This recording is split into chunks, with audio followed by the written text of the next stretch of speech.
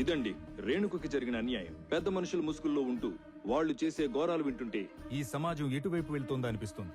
ఇలాంటి వారికి శిక్ష పడేంత వరకు ఎన్ఎన్టీవీ పోరాటం ఆగదు. ఈ విషయం మొదలుకూడదు. ఈ రాష్ట్రంలో ఏ ఆడపిల్లకి అన్యాయం జరిగినా పోరాటం చేయడానికి మన సత్తా పార్టీ ఉందని మర్చిపోవద్దు.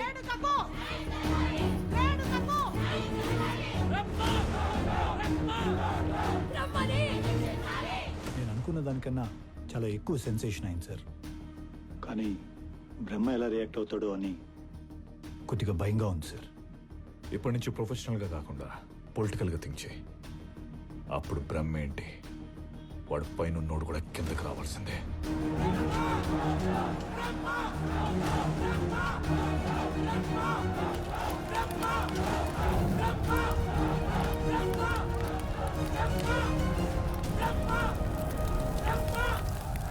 ఇది బ్రహ్మ అరెస్టు వారెంట్.